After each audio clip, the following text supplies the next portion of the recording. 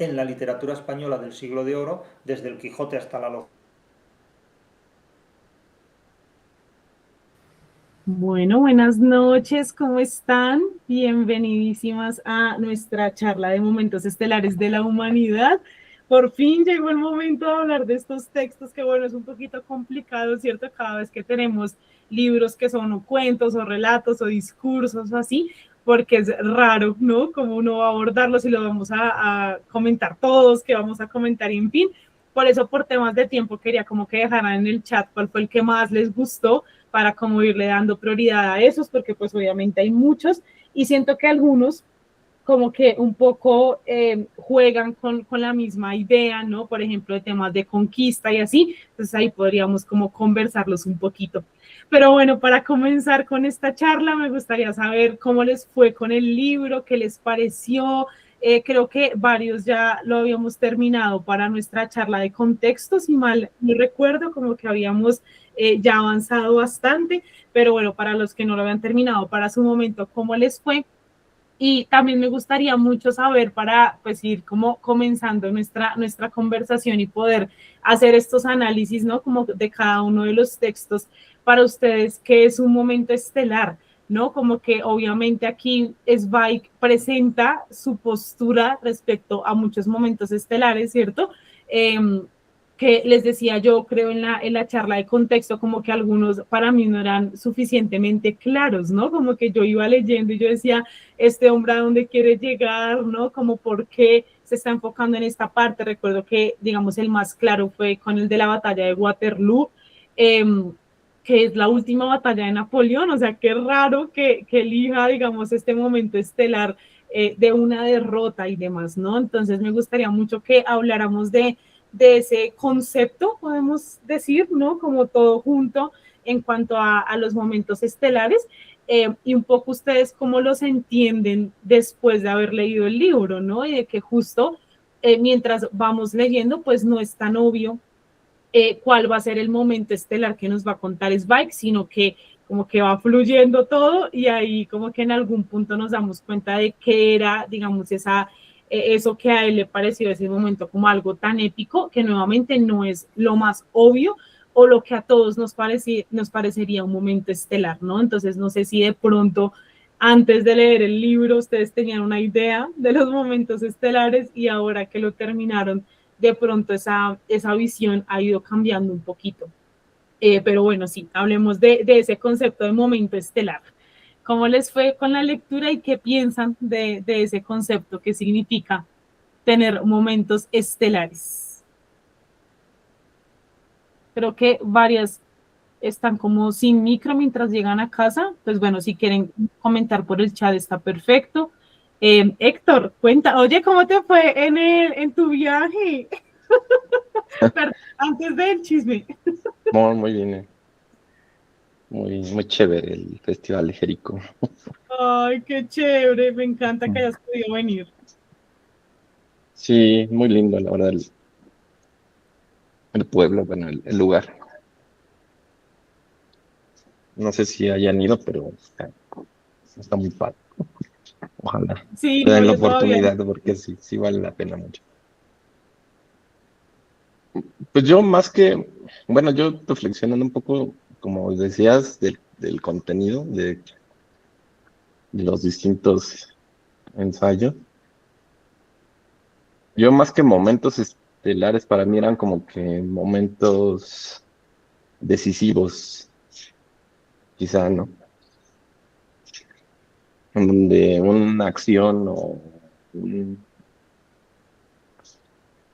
acontecimiento en particular, este, inclinaba la balanza hacia un lado o hacia otro para que las cosas se hubieran dado como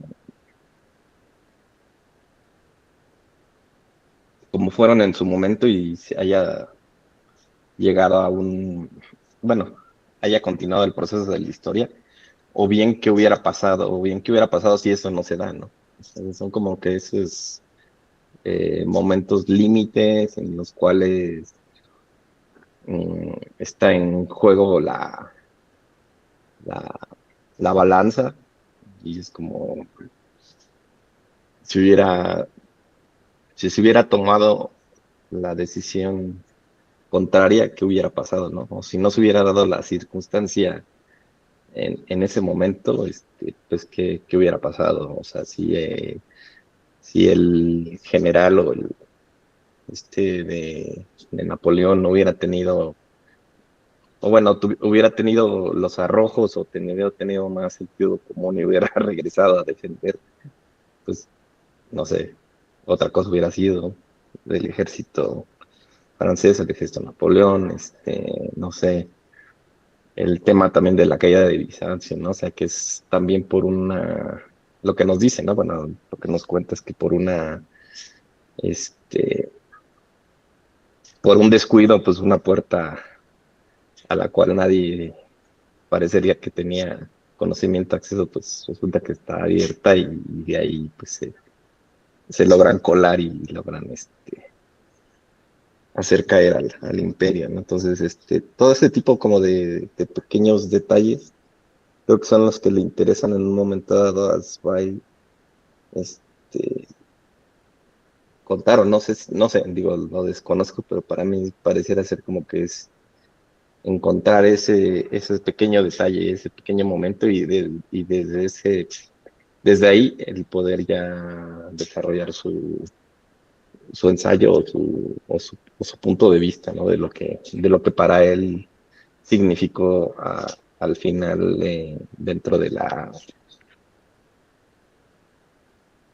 historia y dentro del continente europeo, pues el devenir de la historia. No sé, yo así lo veo. Sí, a mí me parece muy hermoso como pensar en esta idea de momento estelar.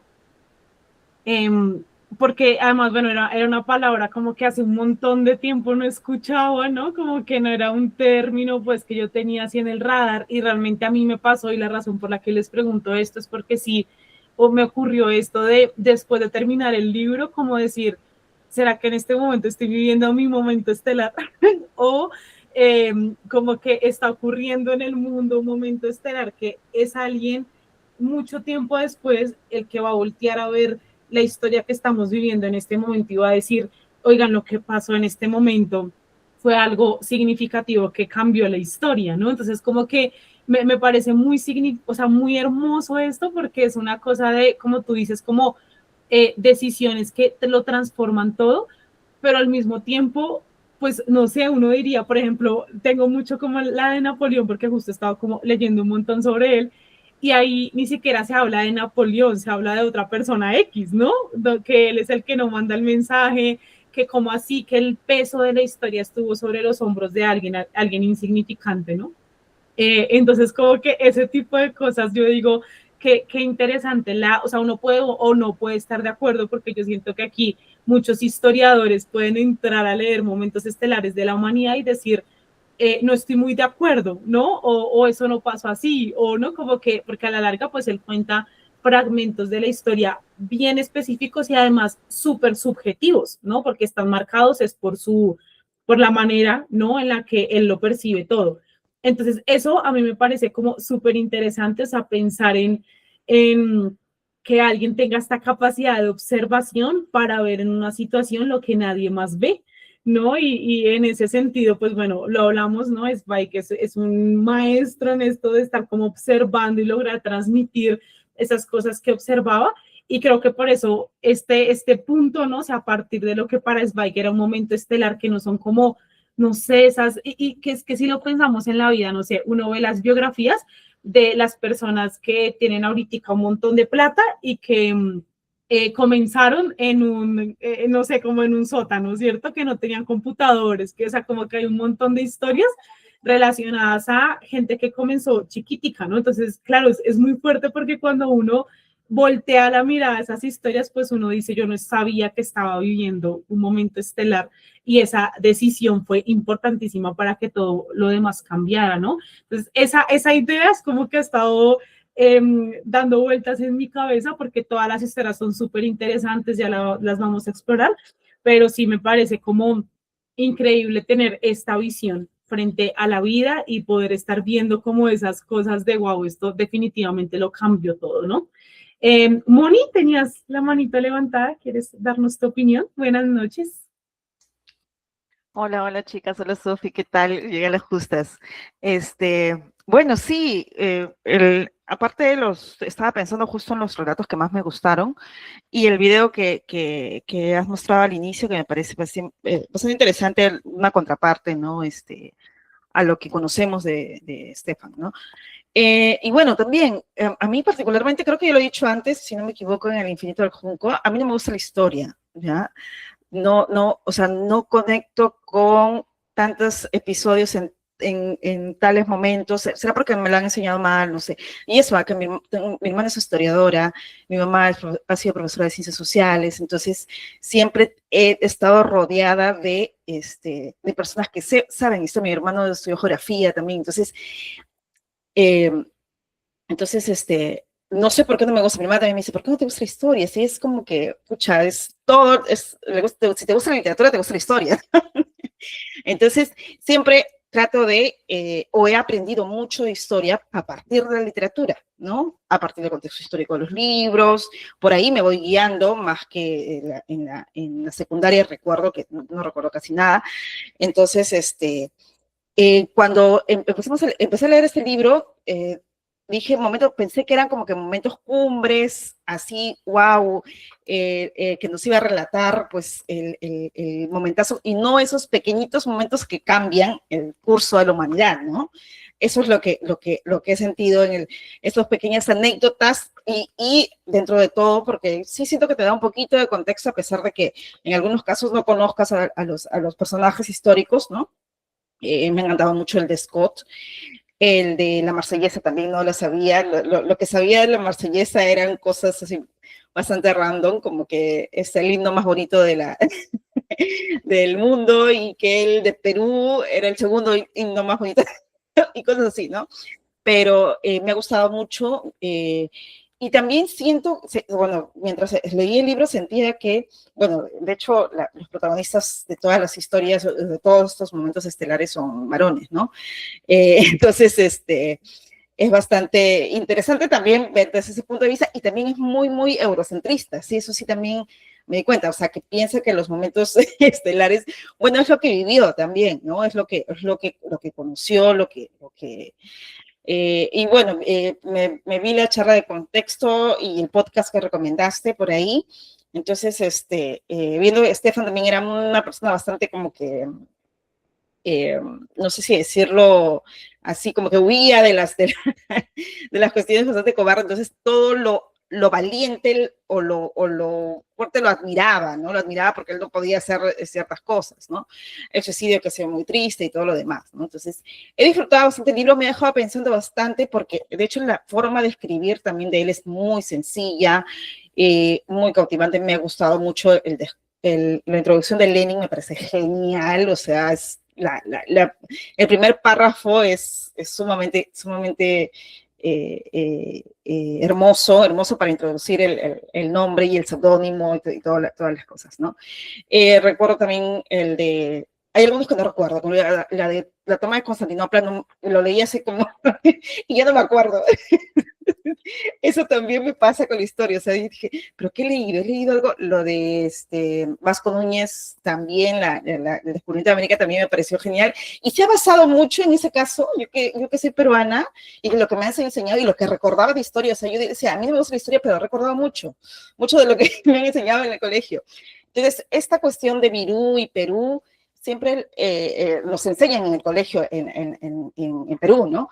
Entonces, y ya con mi hermana historiadora, me decía que eso era un mito. Me dice, sí, lo han sacado de Ricardo Palma, de las tradiciones peruanas. Me dice, sí, o sea, eso nunca ocurrió realmente, me dice. Y mi mamá, bueno, se ponían a discutir porque mi mamá pues es una persona mayor y decía, pero como yo he enseñado esa leyenda, esa historia, y está en los libros, dice, sí, pero claro, es una tradición de Ricardo Palma, lo han sacado de ahí, de una crónica también de no sé quién, entonces es como que un mito, ¿no? No es históricamente, justo tú me comentabas, si un historiador lee este libro, ¿no? Como que va a tener ciertos prejuicios. Entonces yo le quiero recomendar a mi hermana este libro para que me cuente, para que me comente qué tanto de realismo hay, porque hay bastante también, esto lo de Scott, lo del Polo Sur, me pareció también alucinante, ¿no? Me recordó mucho a la narración, sobre todo de Jack London, creo que se llama. Sí, Jack London, que el año pasado creo que leí 2 libros de él, La llamada de los salvajes, entonces me pareció así alucinante, totalmente. Luego de la Marsellesa también antes de terminar, es muy bonita la historia y todo. De hecho, yo también, aparte de eso, no sé si en el colegio fue parte de la política acá en Perú, el partido aprista peruano, ¿no? El APRA, es un partido político en su época revolucionario y luego fue trastocándose a la derecha. Tenía como himno, entre comillas, ¿no? O como emblema, la Marsellesa. Yo recordaba eso, lo único que sabía de la Marsellesa. Eso, uno, que era el himno más bonito del mundo, y 2, que, o sea, tenía y empecé a buscar mientras leía, y de hecho, pues el representante, que era Alan García, que fue presidente de Perú 2 veces, la cantaba mucho en sus meetings, y como que cambiaron la letra, españolizaron, tradujeron esto, pero cambiaron la letra para apropiarse de alguna forma de eso, ¿no? Esa es una anécdota acá política peruana, pero que ahora el partido ya desapareció incluso, ¿no? Creo que ahorita están como que reformando. Pero era un partido socialista en sus inicios, ¿no? Y eso es lo único que sabía. Entonces, me ha encantado saber, conocerlo. Luego hay la verdad que sí, me ha gustado cómo narra también, porque es, como te digo, sencillo y breve, tampoco no se extiende. El de Tolstoy también me mató, ¿verdad? Sí, ya con el de Tolstoy. El de Dostoyevsky no mucho, ¿ah? El de Tolstoy fue mejor, así, definitivamente. Ya, ahí nomás quedo para los siguientes. Ay, Moni, me encanta todo lo que comentas porque yo entiendo mucho eso que dices respecto a la relación, digamos, problemática que tenemos con la historia, ¿cierto? Y a mí eso me parece como, usted sabe que yo soy un poquito conspiranoica y me parece súper fuerte eso, o sea, como que nos hayan construido una mala relación con la historia, porque es que es una cosa que, como tú dices, yo sí siento que viene de la educación, o sea, de la manera en la que nos contaron las historias, ¿no? Que nunca estaba como con este tono y el tono, digamos, de la literatura, y es personas reales, les pasaron cosas reales en nuestro mundo y vean lo impresionantes que fueron, ¿no? Yo recuerdo que a mí, no, o sea, yo casi pierdo geografía porque me decían esto dónde fue, yo no me podía ubicar en un mapa, y los exámenes de historia eran aprenderse nombres y aprenderse fechas, y yo no pude, o sea, aquí no me entraba porque es que además era gente que ni me importaba, ni pues soy una persona de número cero, o sea, no todo, yo me llegué a aprender las fechas de la Primera y la Segunda Guerra Mundial cuando leí literatura, o sea, cuando leía Ken Follett, ¿saben? Cuando comencé a leer mucho de Segunda Guerra Mundial, ahí es como que, ok, ya entiendo como las fechas, ¿no? Pero eso me genera un trauma muy fuerte. Entonces yo siento que además está como súper repetida esta frase todo el tiempo, ¿no? Y es que quien no conoce su historia está condenada a repetirla. Y mira que esa experiencia que les estoy contando y que tú nos compartías, Moni, es una experiencia de la mayoría. Ay, sí, horrible, horrible los siglos también. La mayoría de personas tienen esa experiencia, es como, a mí no me importa, siempre es lo mismo, qué mamera, o sea, no tuvimos buenos profesores de historia, ¿cierto? Entonces, yo siento que, pues eso por un lado es gravísimo, ¿no? Porque imagínate, no conocemos nuestra historia, estamos condenados a repetirla, y efectivamente es así. O sea, yo leo libros de Posteguillo de Roma, siglo I, siglo V, siglo X, y son los mismos errores de ahorita. Entonces, efectivamente, ¿no? Hay algo que está pasando ahí, ¿no? Pero además siento que Zweig, con esta manera de contar la historia, porque es un libro que yo sí catalogaría como ficción histórica, de pronto, o sea, lo que tú dices, por ejemplo, ese mito no tenía ni idea, pero por momentos yo sí decía, bueno, hay cosas que tal vez, pues primero ese escritor se va a inventar cositas, y que pues no estén basados como totalmente en fuentes históricas, ¿no? De hecho, no es un libro que, por ejemplo, al final tenga pues bibliografía, ¿no? De consulta más, sino que pueden ser también muchas interpretaciones del mismo autor, ¿no? Que de hecho la misma historia son interpretaciones de historiadores, ¿no? O sea, ellos intentan como ceñirse un poquito más a la historia, pero pues a la larga, por ejemplo, porque no conocemos tantas mujeres, pues porque a nadie le importa investigar sobre eso, ¿no? O sea, ese tipo de cosas. Entonces me parece súper valioso como que tengamos autores de ficción histórica que nos hayan vuelto a acercar un poquito más a la historia, ¿no? Y creo que justo que recuerden eso, o sea, que la vida del ser humano ha sido una cosa tan espectacular, tan estelar, que por eso es que se han escrito 1800 libros sobre todo lo que nos ha pasado como humanidad.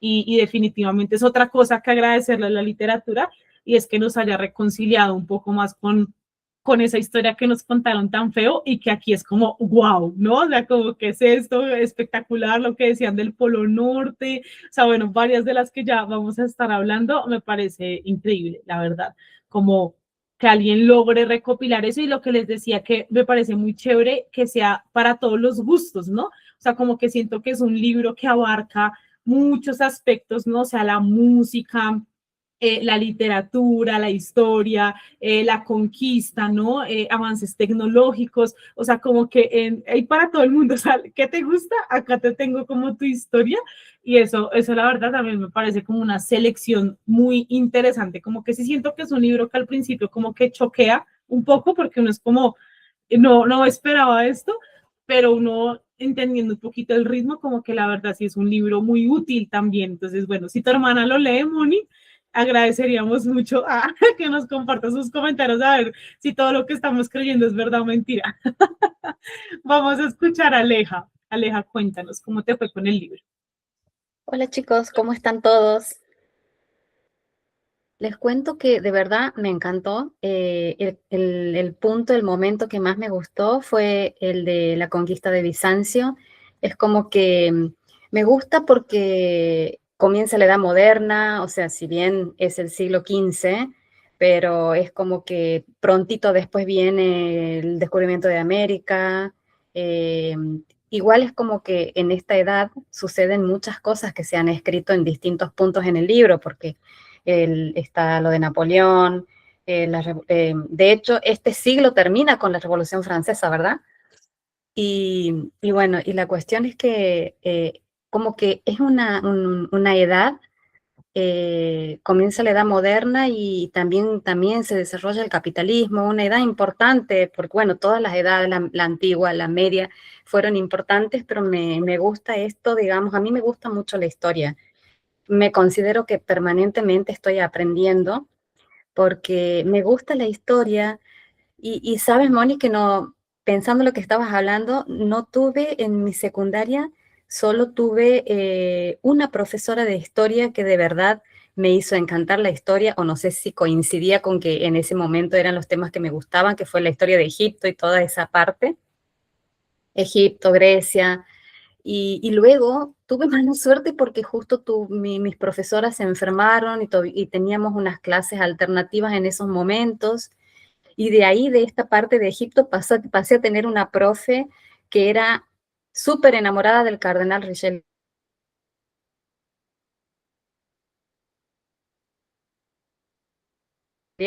Así también porque me gusta mucho este capítulo, porque de verdad que también hay mucho momento religioso. También empezó la reforma en la religión, y cuando lo leía y escuchaba que se reunieron todos los cristianos solo para entregar esto, digamos, a los turcos, y dejó de ser la gran catedral que era, que de hecho, bueno, entonces ese momento era como un feudo romano, porque de verdad era toda. Me gustó también la parte de la explicación, que la verdad no la sabía, entre la disputa entre los genoveses y los venecianos. Y de verdad me encantó ese capítulo, es como que me enganché con ese capítulo, que es el segundo, de hecho, y bueno, y de ahí ya me enganché con el resto del libro, porque es como que no puedes decir cuál es mejor, cuál te impacta más, cuál es más importante de todos, y de hecho como que ya no está Stefan Zweig, pero estaría bueno que alguien siguiera con todo lo que ha sucedido en el mundo en todo este tiempo.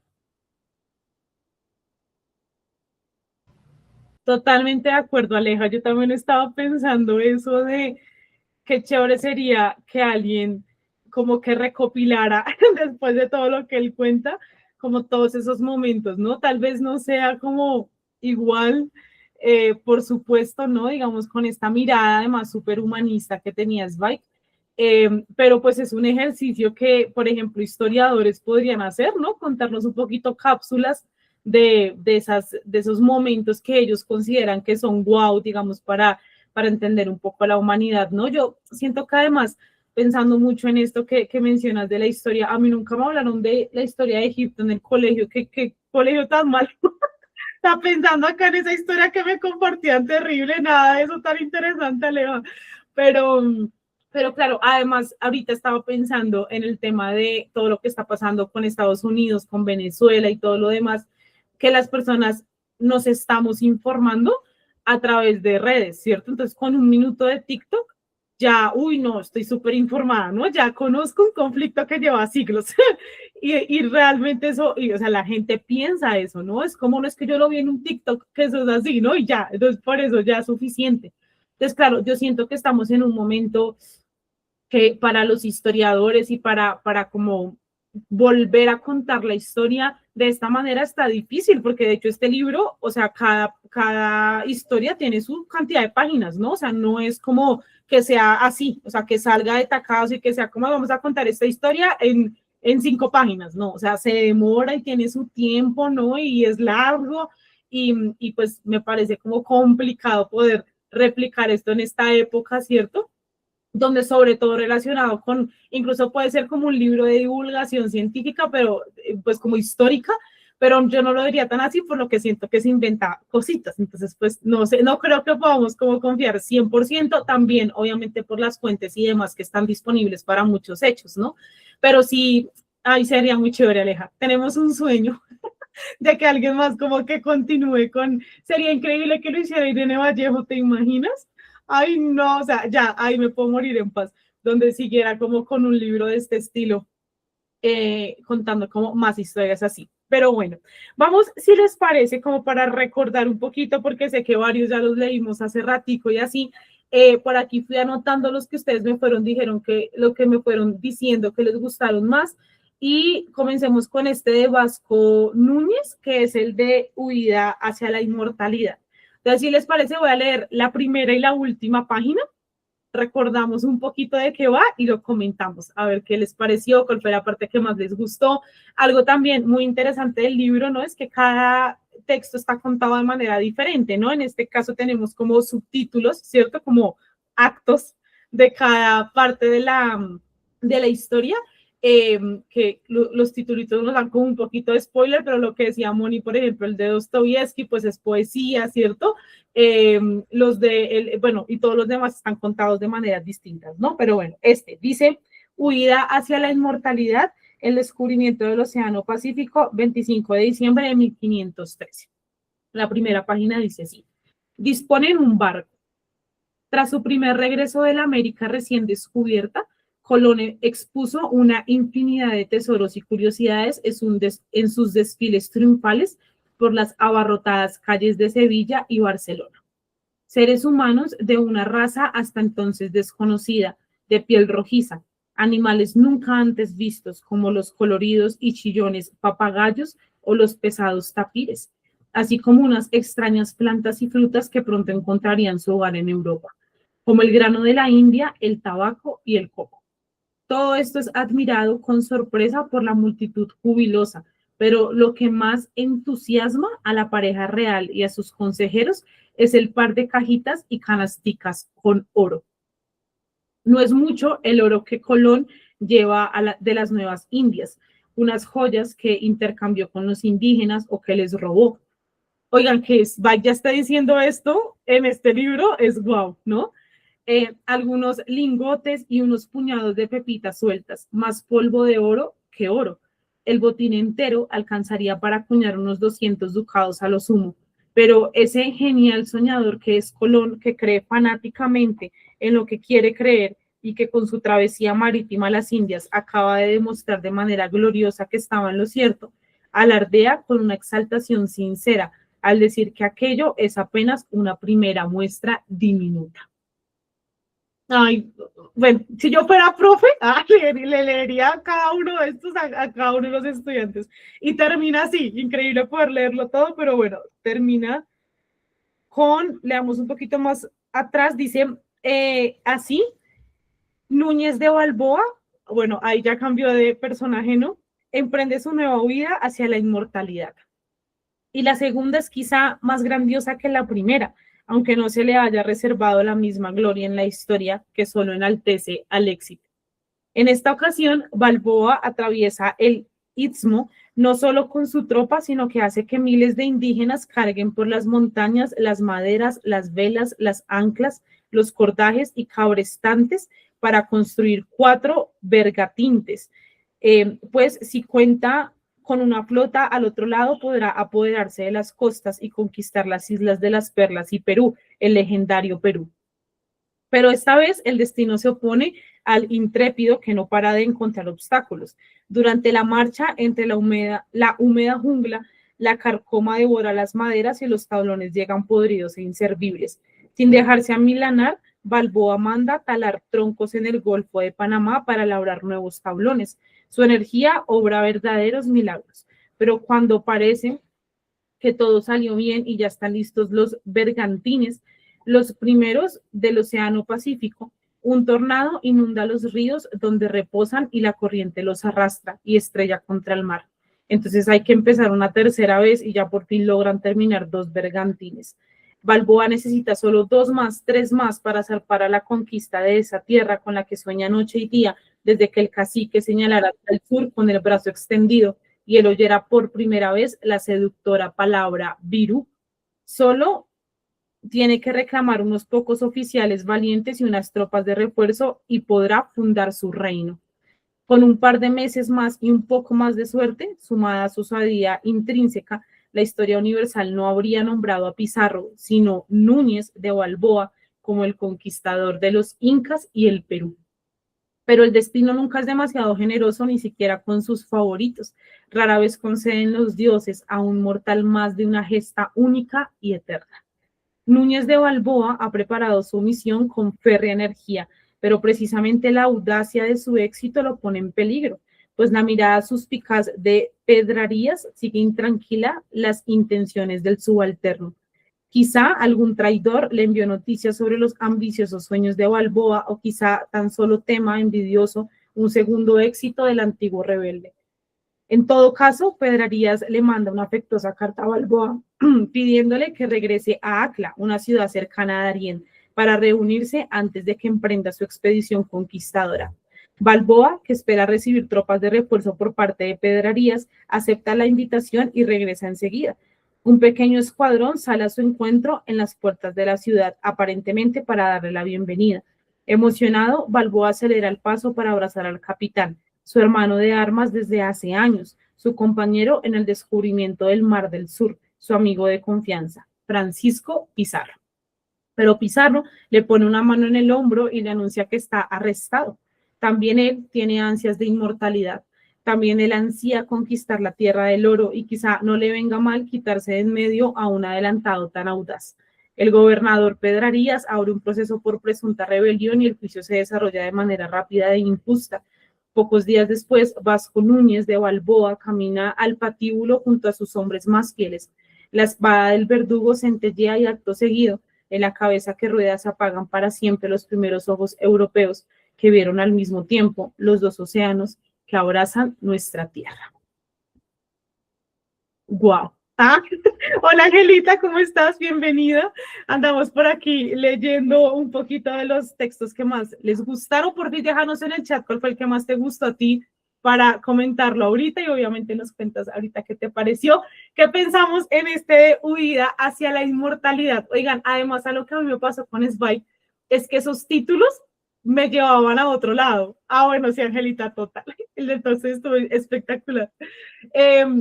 pero qué bonito, ¿cierto? En este texto, cómo pues utiliza este tema de la inmortalidad, ¿cierto?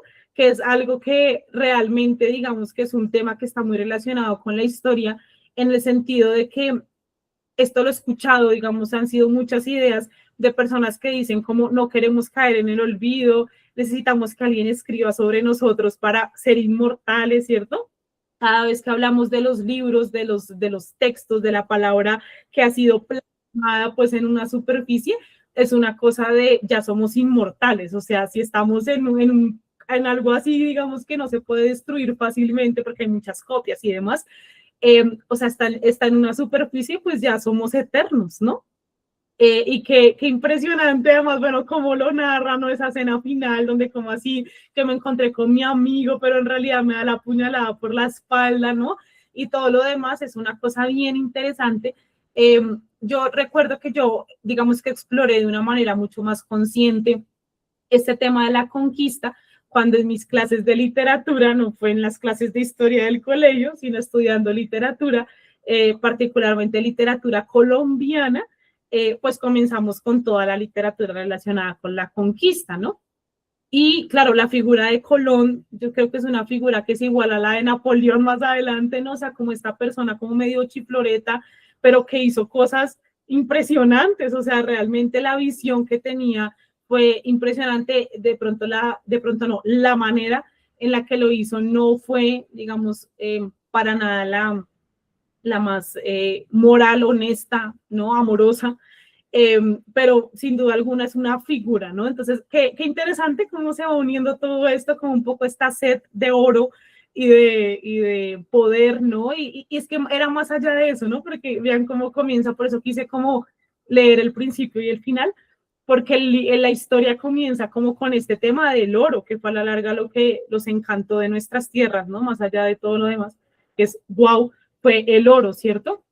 Y al final parece que ya ni siquiera eso es suficiente, ¿no? Realmente necesitamos más y más, pero porque el fin último es ser inmortales, ¿no? Que nos recuerden como si fuéramos impresionantes. Aquí en Colombia ocurrió algo, no sé si así ha pasado en sus países, que acá estamos muchos reunidos, México, Bolivia, Argentina y Perú.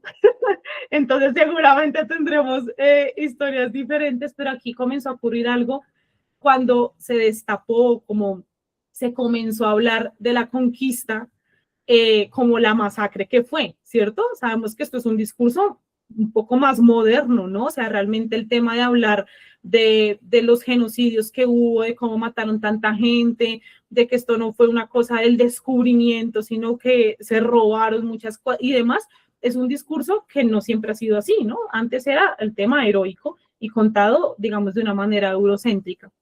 Y acá comenzó a ver todo esto y ocurrió algo y es que comenzaron a tumbar muchas estatuas.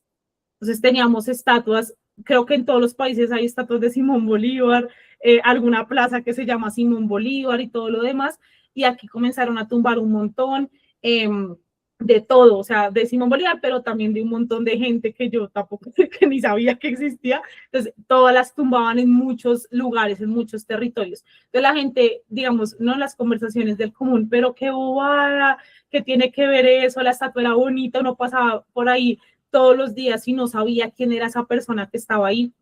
Pero claro, si vemos esto, ¿cierto? El concepto de inmortalidad, pues es súper significativo que tumbes una estatua, ¿cierto? O sea, que la hagas es como está ahí para siempre, o sea, esa persona ya no está, ya no existe corporalmente, pero le estás haciendo una estatua, ¿no? O sea, es una cosa eh, simbólica muy fuerte y tumbarla es casi que una segunda muerte, ¿no? Entonces, sin duda alguna, esta búsqueda de inmortalidad es una cosa que a mí me parece fascinante, que siento que, o sea, como que esa sed ha llevado a muchas personas a hacer cosas muy fuertes, ¿no? Esto de no me olviden, no sé si a ustedes les ha pasado o conozcan a alguien que sea como esta necesidad en serio de ser conocido para siempre, me parece un peso sobre los hombros fuertísimo, ¿no? Yo no quiero que, o sea, no sé, me parece como muy fuerte uno tener que hacer un hecho pues así súper heroico para que todo el mundo me conozca, tremendo como tener esa necesidad, ¿no? Porque un poco es lo que nos plantean en esta historia y es que son personas que querían ser inmortales de esa manera, ¿no? Pero bueno, comentemos este texto de Huida hacia la inmortalidad, ¿qué les pareció? Y obviamente vamos a escuchar a Moni, que es la protagonista. Ah, que tu país es el protagonista de este texto. Cuéntanos.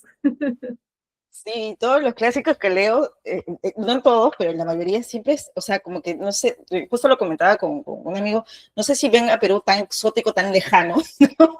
O por qué es tan importante en el descubrimiento de América y todo lo demás, en el Tahuantinsuyo y todo, pero sí hay referencia entre, si quieres mencionar algo exótico, es, en el retrato de Dorian Gray también aparece, creo, en varios clásicos aparece el nombre, ¿no? De Perú y Chile creo que he visto también, pero yo dije que, o sea, tan lejano, no, tan exótico, ¿no? Que nos han visto.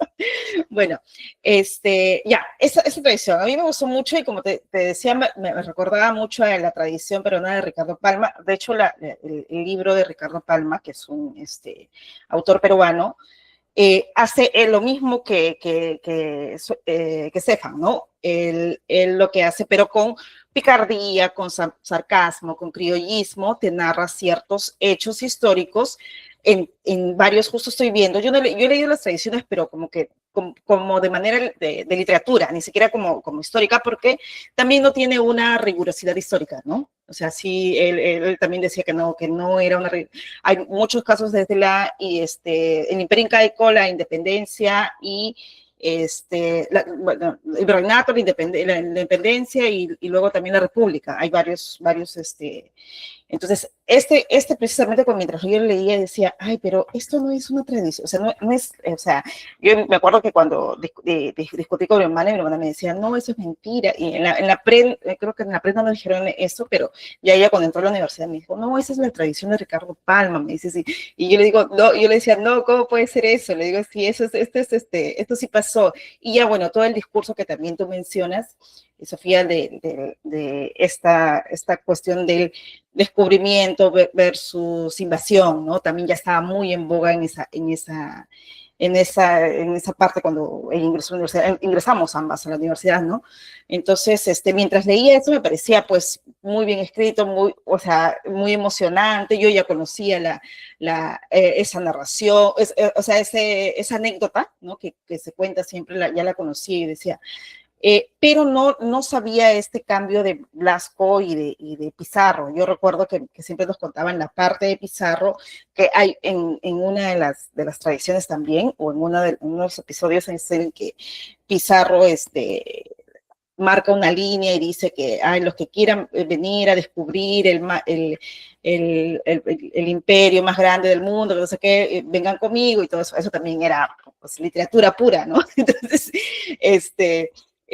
mientras leía eso me acordaba de todo eso que cuando era chica, en el colegio también cuando leía, porque eso te lo hacen leer mucho, en realidad. La historia de Perú sí se trabaja bastante porque es muy rica también, aparte, ¿no? Me agradó mucho y también creo que es una particularidad del libro, pasa también en el de Scott, del Polo Sur, en la que parece que todo va a ir por cierto momento, porque igual iba a ser un hecho histórico, tanto Blasco o Pizarro descubran el mar o pongan su nombre o lo que sea, ¿no? Entonces, y pasa un hecho, también con el de Bonaparte, me parece, ¿no? Pasa un hecho que cambia el curso de la historia, ¿no? Y que pone a otro personaje, a otro hombre, para variar, ¿no? A otro hombre en este momento estelar, ¿no? Y en esta inmortalidad. Eso también me llamó mucho la atención, el hecho de que tanto Scott, el de el Polo Sur, y el Blasco estaban como que muy ansiosos por ser los primeros en ver, por ser los primeros en llegar, ¿no? Entonces yo decía, wow, ¿no? O sea, o sea, ya a estas alturas en vida digo, ya no hay ese tipo de hombres. Entonces, de que se esfuercen en demasía para lograr y eso por un lado, ¿no? El esfuerzo, porque es realmente admirable, pero por otro, el ego también del hombre, el de ser el primero, de ser ¿cómo se llama? El que descubra y el que esté como que impregnado en las letras de la historia, ¿no? Porque saben que, ¿no? Que ya no hay nada por descubrir, de repente ya no hay muchas cosas. Esta parte, me hecho acordar también el del telégrafo, si no me equivoco, también fue como que muy emocionante este ímpetu que tienen los hombres al querer cambiar la historia, o al querer, ni siquiera saben si van a cambiar o no la historia en general, sino que van a,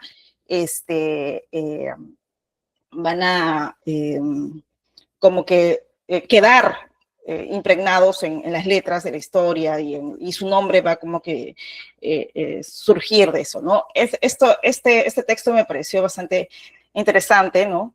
Y como que esto se repite en varios momentos, ¿no? En varias cuestiones, incluso con lo de Tolstoy, ahora pensándolo bien, ¿no? Esta idea de que un hombre cambie el curso, 1, 2, que quede inmortal, ¿no?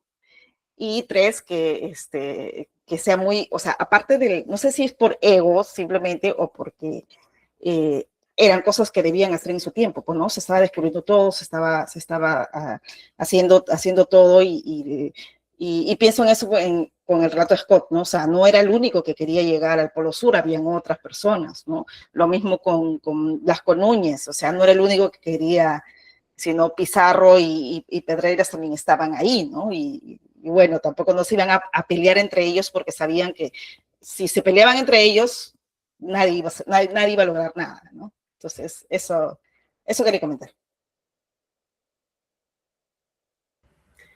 Simón, y totalmente, mira que me hiciste acordar mucho una vez, yo sé que hablo de Posteguillo todo el tiempo, pero hubo un libro, ya no recuerdo cuál de todos los que leímos de él, donde hablábamos justo de esto que estás mencionando, de cómo como que todo el tiempo estaba esta sed de conquista, ¿cierto? Sí. Como una cosa de quiero conquistar al otro, quiero coger más territorios, ¿no? O sea, como todo este tema que vamos a ver después volver con Napoleón y una Europa absolutamente asustada, y ahí ya esta idea de imperialismo, pues es como no, cada quien en su país, cada quien cuidando su soberanía, ¿no? Nadie más se mete en ningún territorio, ¿no? Ya no vamos a hacer imperios ni mucho menos. Y bueno, por eso pues todo este tema con Trump también es bien complicado respecto a Venezuela y en fin, ¿no? Pero claro, es que ellos estaban parados frente a un mundo nuevo. Yo siento que nosotros estamos más cerca del fin del mundo que del comienzo del mundo, ¿no? Como que estamos, es más, vamos a ver cuándo se acaba esto. Vamos a ver cuántos años más duramos. Ya salieron los científicos a decir que nos quedan 84 segundos. No, o sea, como una cantidad de cosas que es como, pues, ya como que vamos viviendo. Queremos cumplir sueños, vamos como avanzando, pero un poco ante la idea de que esto ya le queda poco tiempo, ¿no?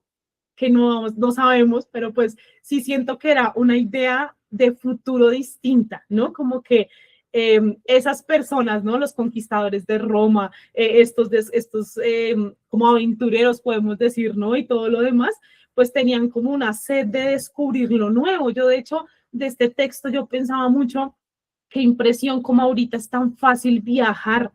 O sea, por un avión atravesamos mares. O sea, eso es una cosa muy loca al punto de que acá estamos viendo el origen de cuando, por ejemplo, mapas comenzaron a ser obsoletos. O sea, ellos tenían sus mapitas, ¿no? Donde es como hasta aquí, acá se acaba el mundo. Aquí ya, ¿no? Como que llegan acá y se caen a no sé dónde, ¿no?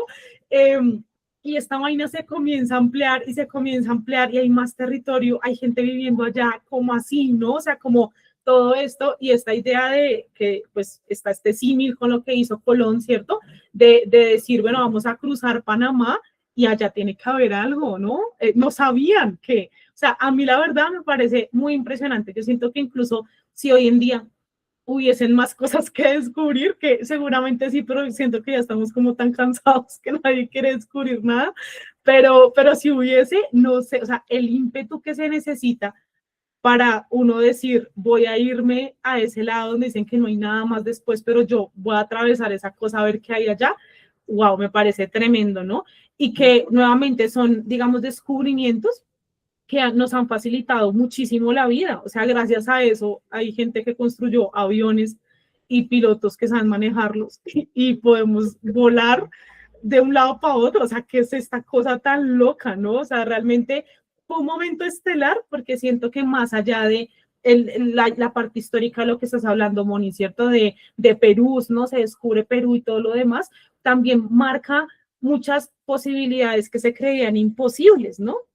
Y a partir de ahí, o sea, fue eso para que después pudiesen ocurrir muchísimas cosas más. Si no hubiese, yo sé que la manera en la que Colón hizo todo, pues fue terrible, ¿no? Pero ¿cómo, o sea, cómo hubiese sido, digamos, de otra manera si no hubiese ocurrido nada, ¿cierto? ¿Cómo sería el mundo ahorita? Sería otra cosa, totalmente distinta, mejor o peor, no sabemos, ¿no? Pero sin duda alguna, otra cosa totalmente diferente. Qué interesa, o sea, a mí eso me parece como wow, o sea, es increíble que además podamos estar parados en un momento tan privilegiado de la historia, donde podemos disfrutar de las consecuencias sin haber pasado por todo lo que pasaron, ¿no? Porque es que además esa narración de ellos en la selva, pasando Panamá y todo lo demás fuertísimo, que también pues estamos viviendo pues un montón de consecuencias también muy feas de todas las cosas que han hecho también, ¿no? Pero sí, qué interesante, Moni, muchas gracias. Me alegra mucho que hayas descubierto más cosas de tu país leyendo a Spike, que además también, bueno, él amaba mucho Brasil, ¿no? Allá fue donde terminó sus días, pues le encantaba como todo este tema de los viajes también, ¿no? Vamos a escuchar a Angelita. Angelita, ¿estás estrenando biblioteca? Por aquí vi la portada de un libro maravilloso ahí atrás. No, ese es el anexo 3 de la biblioteca, porque Ay, el me principal encanta. está aquí. Aquí están todos mis libros, pero ya no me entraba, entonces ese es el anexo. Ay, hermoso, me Me lo encanta. han instalado recién, o sea que tengo que llenarlo, está todavía vacío. Sí, sí, sí. Sí, o sea que está recién instaladito, hace una Hay semanita me lo han puesto. posibilidades. Pero ya es anexo, o sea que va creciendo la cosa. Ay, me Em, encanta. bueno, yo igual que Mónica, con ella compartimos, pues Perú y Bolivia éramos parte del Gran Virreinato del Perú. Ujú. Nosotras somos herederas de ese virreinato, la gran capital en Lima y acá en Potosí, que es el Cerro Rico de Potosí ha sido el que le ha dado toda la plata a España para que sea lo que es ahora un primer mundo, país de primer mundo. Hasta el día de hoy todavía se puede sacar plata de ese cerro, más demasiado tiempo ya que sigue dando plata, pero aquí como tú decías, la inmortalidad realmente ha sido porque Pizarro no murió acá, pues buscando el oro. Se cree que ha muerto aquí en el bosque que tenemos en la parte oriental, que es el departamento de Beni. Se cree que ha muerto allá buscando el dorado. Entonces ha sido un viaje sin retorno para él, efectivamente inmortal. Y se lo conoce siempre porque él ha sido quien ha ejecutado a Atahualpa, ¿no? Entonces, tanto Mónica como yo en el colegio nos han dado palo con toda la historia de la colonia española. Tenemos bien aprendido de memoria quién ha llegado, quién ha conquistado a quién ha matado a quién. Y bueno, yo siempre me he cuestionado qué hubiera pasado si es que se hubieran mantenido los virreinatos, que siempre se decía que eran ciudades muy avanzadas, donde la educación estaba permitida para mujeres, niños, hombres, pobres, ricos. ¿Qué hubiera pasado si Bolívar tal vez no hubiera destruido todo eso? Seríamos tal vez nosotros el primer mundo y tal vez Europa no sería primer mundo. Entonces siempre me he cuestionado eso, qué hubiera pasado, ¿no?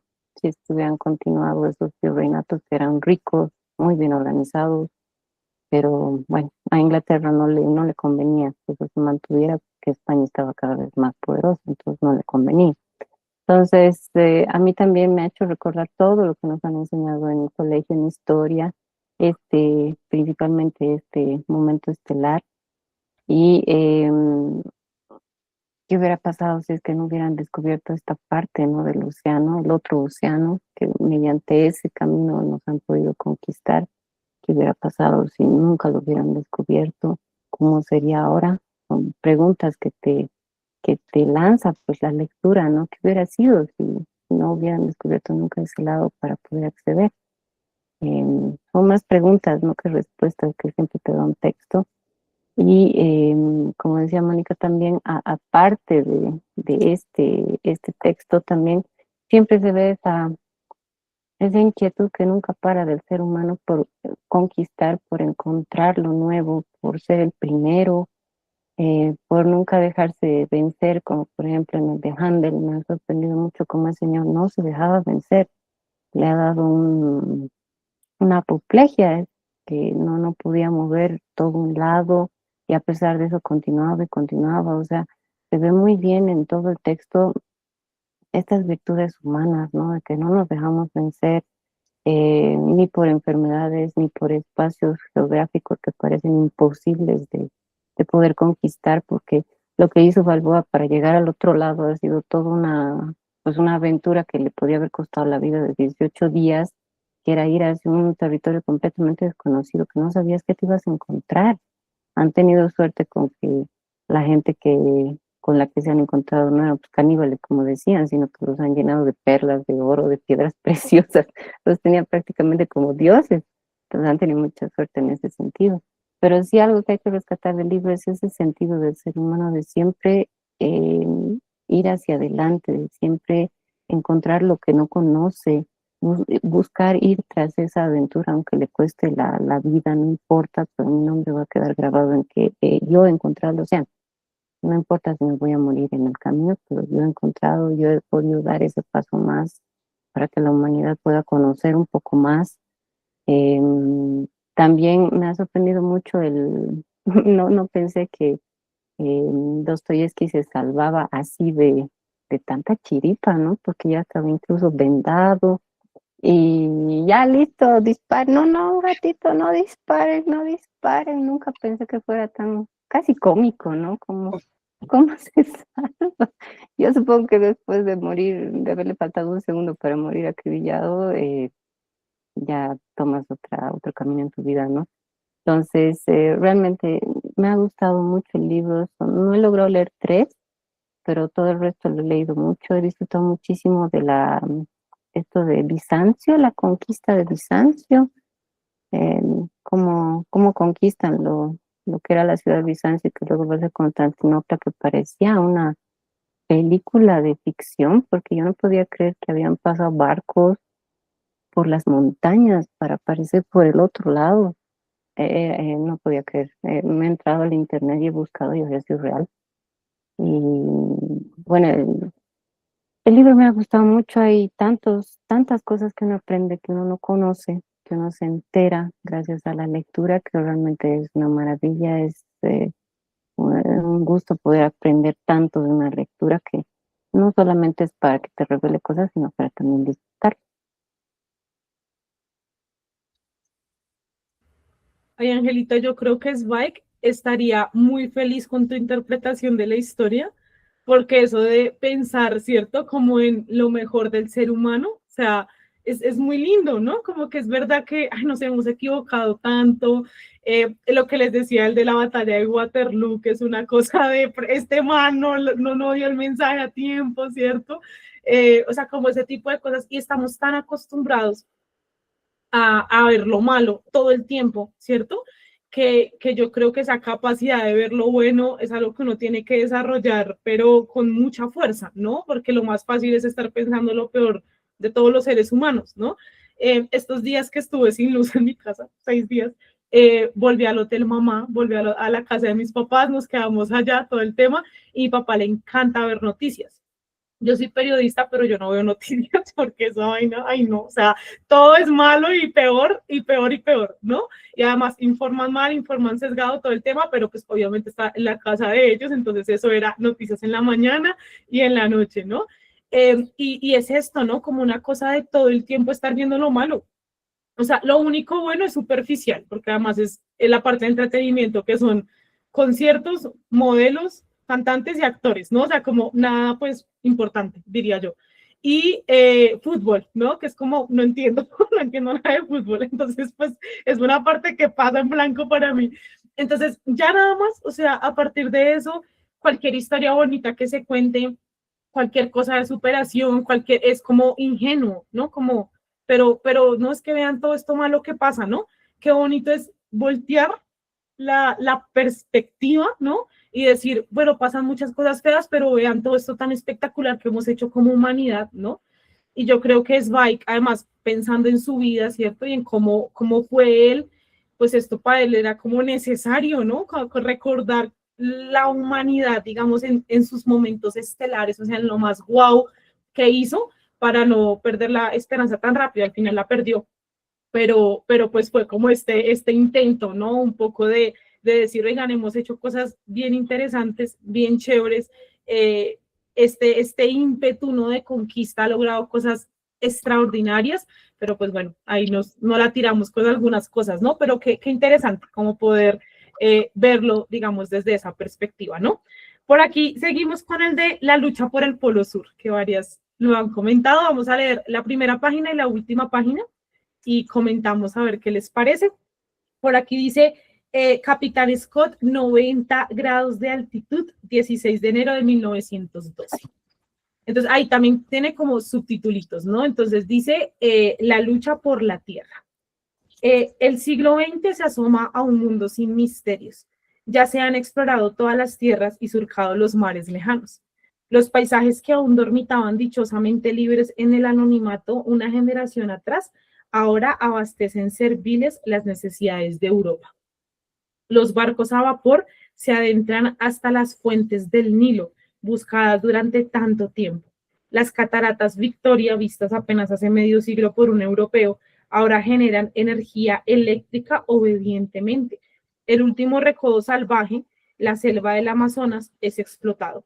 Y el cinturón que rodea la última región virgen, el Tíbet, ha sido traspasado.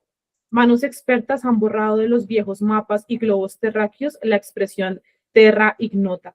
El hombre del siglo XX conoce el mundo que habita y la voluntad exploradora busca nuevos caminos, sea descendiendo a la fauna fantástica de las profundidades marinas o ascendiendo en el aire infinito. No nos quedó suficiente la Tierra, vamos a ver de arriba para abajo a dónde nos vamos, me encantó.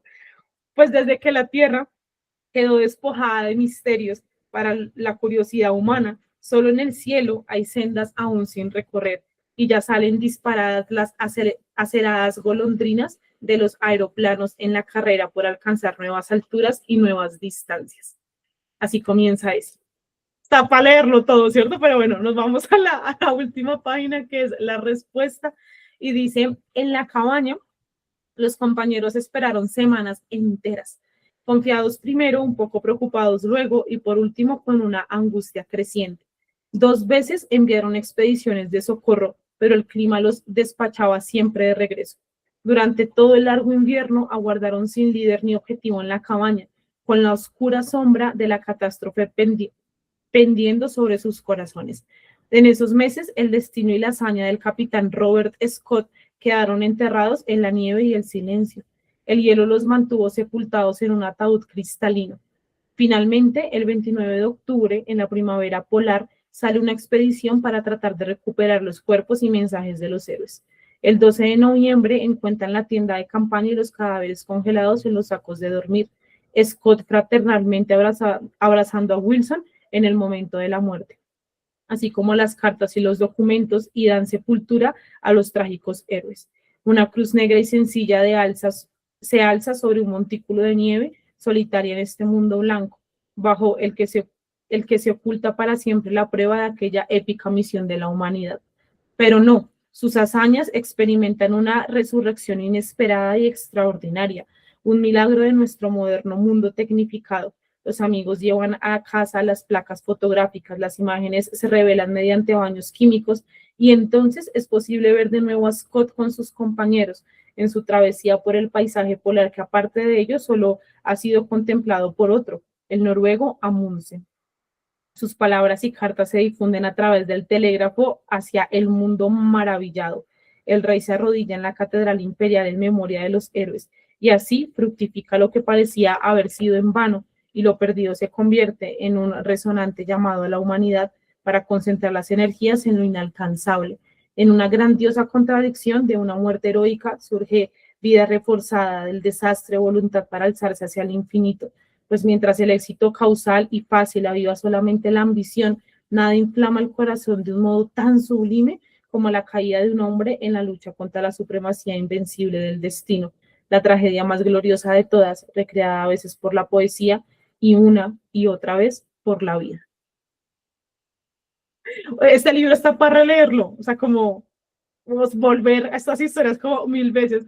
Vean que yo aquí pensaba mucho en el capitán de Frankenstein, ¿Se acuerdan que Frankenstein comienza con este hombre que quiere ir a la expedición del Polo Sur y que al final se arrepiente y dice, no, devolvámonos? Qué interesante porque, claro, Mary Shelley, un poco la postura que tenía era controlen la ambición, ¿no? Bueno, entre muchas interpretaciones, cada uno podemos como analizar un poco qué quería decir precisamente, bueno, después de la experiencia que tuvo Frankenstein con la criatura y demás. Pero aquí Zweig está exaltando, ¿cierto? Esa ambición, ¿no? Y le parece admirable pensar en seres humanos que a pesar de haber sacrificado sus vidas, porque acá sí que hubo, bueno, en el otro también se murieron, ¿no? El tema de pues haber terminado con todo, pues lo intentaron, ¿no? Como que Zweig es un amante de los intentos. A mí me gusta mucho en este libro que es como que el final es como, ay, o sea, no lograron nada, pero pues sí lograron mucho, ¿no? O sea, como que él está con esta idea constante del intento, o sea, lo intentaron, fueron hasta allá, ¿no? Esto fue lo épico y esto fue lo estelar, seres humanos queriendo ir en contra de su mortalidad, ¿no? A Mary Shelley esto le asustaba mucho, y por un poco su personaje, ¿cierto? Fue como, bueno, nos damos la vuelta, no nos vamos a morir, pero la historia real, o sea, había un canal de televisión que dice esto, ¿no? Realidad que supera la ficción. Nuestra historia real son seres humanos que no han dado la vuelta, ¿cierto? Y que por el contrario han seguido hasta que murieron, ¿no? Entonces es una historia tremenda, no sé ustedes qué pensaron, qué les gustó de esta parte, si subrayaron algo. No sé si a ustedes les gustaría ir al Polo Sur, porque además a mí toda esa parte me parece muy loca. O sea, como no sé, nunca he leído, creo que tú mencionaste Moni a Jack London, aquí tengo justo Colmillo Blanco, y creo que es como el autor que conozco que habla de esos lugares como más complicaditos, ¿no? Ay, Angelita, te va a encantar. Cuando lo leas te va a encantar porque es un poco, está muy relacionado con esto de la expedición y demás, ¿cierto? Bueno, acá termina feo. Pero sí, como que más allá de Jack London, que no lo he leído y que sé que habla de estas condiciones ambientales y demás, toda esa parte, wow, de los polos, he escuchado que se están derritiendo y demás, por ahí he visto unos videos que tienen temporadas de solamente día o solamente noche, son unas condiciones fuertísimas. Pero digamos que literatura en torno a eso, como que yo decía, oigan, me falta lo que decías, Angelita, ¿no? Como no conoce nada, sigamos leyendo porque no tengo ni idea de esto, necesito encontrar más libros relacionados con este tema. Moni, ¿qué piensas? Cuéntanos. Ay, este relato me dio mucha pena porque siempre los relatos también de Jack London son tristes en general, ¿no? Porque es el hombre contra la naturaleza. Entonces, esa es la idea básica. He leído dos, me falta el más extenso, creo que es, ay, no recuerdo cuál, ya, pero he leído los cuentos, un par de cuentos y La llamada de los salvajes. Y bueno, es eso, es el hombre contra la naturaleza, incluso el uso de animales también, que también en este cuento también se da, él también lo refleja en varias de sus obras. Este tipo de literatura a mí tampoco no me llamaba mucho la atención, esta cuestión de aventuras, de expedición, de esto, no, yo no soy mucho de ese tipo, soy un poco más realista, pero por casualidades de la vida, recomendaciones, y me gustó porque narra muy bien, al igual que Estefan, también lo narra muy bien. Acá subrayé varias cositas porque al inicio me parecía, en general, todo el libro me parecía como que muy, como que muy eurocentrista, muy enfocado en los varones, en lo que iba, ¿no? Y dónde quedaba la familia, las mujeres, ¿no? Que acompañaban o que estaban, en el caso de Lev Tolstoy, también su esposa, ¿no? Que conocemos. Entonces, en este caso también yo al inicio decía, y justo menciona el texto mismo, decía que él había abandonado a su hijo, ¿no? Si no me equivoco, que él no crió a su hijo, algo así. Entonces lo menciona y decía, qué raro que en ningún caso mencione o sea, ninguno de los casos anteriores mencione qué pasó con la familia o qué pasó con esto, pero en este caso sí, ¿no? Entonces ya luego yo devoré esta historia así, la forma en la que está narrada, el ritmo en el que está narrado es muy bueno, ¿no? Entonces, eso hacen las novelas de aventuras, ¿no? Supongo. Y bueno, cuando llega al final, yo no sabía realmente, porque como hay cositas, hay cuestiones como lo de Pizarro, lo de Bonaparte, que ya conoces, al menos tienes una idea de quién es. En este caso, como en el telégrafo, yo no sabía, o sea, no conocían absolutamente nada, ni quién descubrió el Polo Sur, ni nada del estilo. Yo no conocía absolutamente nada. Entonces googleé para saber y para como que contextualizarme, saber quién era, ¿no? Para ver qué cosas me iban narrando. Entonces decía solamente el extracto que decía era que era un militar, que tuvo la expedición, no me acuerdo cómo se llamaba su expedición, hacia el Polo Sur. No había leído yo si él fue el que descubrió, si él es esto, nada, solamente que había tenido la expedición al Polo Sur. Entonces, mientras yo decía, ya, esto va a terminar en un final feliz, ¿no? Esto va a lograrse. Y pucha, no, es muy triste, muy, muy triste, pero pues es el contrapunto. Siempre lo pensé, siempre mientras leía pensaba esto, pues no, o sea, es el hombre luchando contra la naturaleza, contra el frío, ¿no? Y pensaba en Jack London definitivamente en todas sus historias. El uso de animales, la matanza de animales también, los perros, en este caso creo que eran, no recuerdo que eran unos animales de carga, ¿no? No recuerdo exactamente qué eran los que, o sea, morían, mataban y se los comían, ¿no? Para sobrevivir. Entonces, todo el frío, todo esto me hizo sentir muy bien relatado. Y también al final el hecho de que él deje cartas, su diario, ¿no? El diario que escribe, que asumo que Stefan se basa en eso para escribir esa historia, ¿no? El diario que deja, y ahí se refuerza mucho más el hecho de la inmortalidad, ¿no? De dejar registro de lo que, a pesar de que yo no llegué primero, a pesar de que yo no voy a ser el descubridor, o sea, gracias a mí se va a saber esta historia, ¿no? Lo mismo con el noruego que llegó primero, le escribe y le deja pidiendo que vaya y que lleve la noticia al rey de no sé qué, no me acuerdo, ¿no? Entonces, esta parte se refuerza bastante. Y, o sea, ya me rompió y dije, ya me ganó el hecho de que le deje a su esposa y a su viuda, ¿no? Ese tachado de, por favor, no recuerdo, por ahí está la cita, no sé si lo he marcado, por favor, dejen este diario a mi esposa, y lo tache y dice viuda, ¿no? O sea, ese es sumamente conmovedor, o sea, sumamente conmovedor. O sea, yo ya no sabía qué hacer. Ahora, quería comentar, aparte de eso, que yo he leído dos traducciones de este libro, ¿no? Una que es esta de Austral, que la compré, por acá la ven, y otra que es un PDF que conseguí porque yo dije, voy a leerlo, y siempre me gusta comparar las traducciones. Yo siempre, si leo mi trabajo, estoy leyendo el PDF, si no, ahora que estoy leyendo en el carro mucho, no marco mucho acá, entonces, pero cuando llega al trabajo sí estoy leyendo.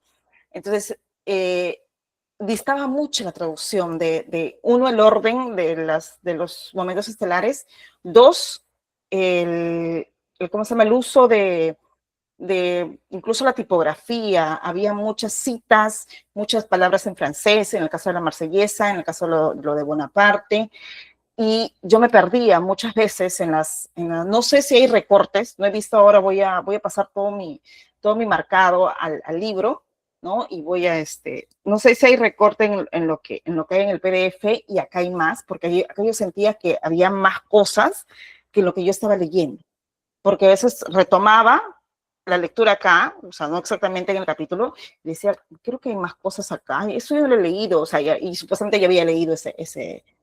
Entonces, no sé si hay alguna censura de repente en alguna traducción así libre, porque las PDF son libres, y esta me parece que está mucho más completa.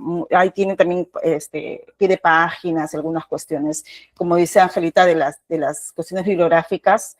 De repente hay ediciones en las que sí podemos saber la fuente, ¿no? Por los editores más que por el autor, ¿no? Entonces, nada, eso quería comentar. A mí me conmovió mucho, me ganó Stefan con esta historia así. O sea, me pareció sumamente triste, toda la cuestión familiar, la cuestión de su hijo. También hay una cuestión que marqué que decía algo de que si no, Ay, no, ya me olvidé. Algo de que yo estoy consciente de que no he podido ser un buen padre o algo así, no exactamente, no exactamente dice eso, pero recuerda que a mí me ha ganado, le escribe a su esposa, ¿no? Me ha ganado mucho la pereza. Dice, sí, de manera irónica, obviamente, porque es un tipo que se ha ido a sufrir y a seguir sufriendo. Entonces, cuida a mi hijo y ya es muy, muy, muy, muy conmovedor. Sí, lo recomiendo, creo que es uno de los que más me ha gustado. Y las que más, como que he llevado el ritmo y he cogido más rápido, sí. Ay, sí, Moni, es fuertísimo porque es esta idea de ser el primero, ¿cierto? Uh-huh. O sea, como esa, porque me quedé pensando en lo que dijiste de que googleaste la historia y es como que esa es la explicación, ¿no? O sea, una persona que fue a una expedición al Polo Sur, que claro, o sea, como impresionante, es impresionante que lo haya hecho, pero para él no, o sea, fue una vaina, ay no, qué mamera, no fue el primero, devolvámonos, ¿no? Como que no fue así la cosa más épica, porque pues ya había llegado alguien más antes, ¿no? Pero sí fue épico, o sea, fue una cosa muy impresionante, ¿no? Todo lo que hizo, la manera en la que lo hizo, y me gusta mucho lo que mencionas respecto a la vida personal, ¿cierto? Porque creo que de ahí viene un poco esa idea que tenemos de si separamos el autor de la obra, y en este caso ya no es una cosa de autor, sino de personas de su vida personal, ¿no? Porque si es verdad que hay, o sea, como héroes o personajes históricos que han sido wow, pero que en su intimidad, en su vida personal, malos padres, malos esposos, malos seres humanos. Y claro, eso es una cosa que a mí me parece hermoso que lo traigas a colación, porque es que un ser humano es todo eso, ¿no? Y desafortunadamente siento que precisamente por este tema de los roles de género, en hombres ya eso no importaba si era buen papá, ¿no? Pues fuiste al Polo Sur, ¿no? Es como X. Pero en la mamá, si la mamá hubiese ido al Polo Sur, terrible que es mala mamá, ¿no? O sea, está ese peso también que me alegra mucho que históricamente estemos como, bueno, pero si era mal papá, traumó a esos chinos, ¿no? ¿Quién sabe qué terapia tuvieron que hacer, todo lo demás? O sea, es importante, digamos, un poco esa integridad que dificilísimo, ¿no? Como conseguirla a todos los seres humanos, pero que se traiga a colación, ¿no? Como este tema de la vida personal me parece muy hermoso. Y yo no sé, yo estoy como todavía muy entusada con Odiseo, o sea, como que con esa lectura de la Odisea me gustó tanto. Y ese taller se llamó El arte de volver, ¿no? Y tenía que ver con algo que este libro, este texto me recordó mucho, y era la de vuelta, ¿no? No sé, por ejemplo, cuando uno se va de paseo, la ida es lo máximo, o sea, uno está como, me levanto temprano, alisto maleta, me encanta viajar, ¿no? Devolverse es horrible, uno, ya quiero llegar, no es como, necesito teletransportarme para llegar a casa así rapidísimo, o sea, es horrible uno tener que esperar para devolverse, ya ¿qué me espera? La cotidianidad, ¿no? O sea, como que no es la emoción, pues, de que voy a viajar. Y aquí me recordaba un poco de eso, ¿no? Digamos que estoy como, justo por esta lectura de la Odisea, como pensando mucho en el regreso, ¿no? En la de vuelta, ¿no? Odiseo logra como ganar la guerra de Troya y todo lo demás, pero la de vuelta falta, ¿no? O sea, espérate que esto no te lo puedes saltar, ¿no? Y realmente la aventura es de volverse, más que la guerra de Troya, ¿no? Y aquí un poco es esa tristeza que me causaba que no disfrutaron, o sea, que la de vuelta fue tristísima, ¿no? O sea, fue una cosa de, no fuimos los primeros y además se murieron sin haber llegado, ay no, pobrecitos.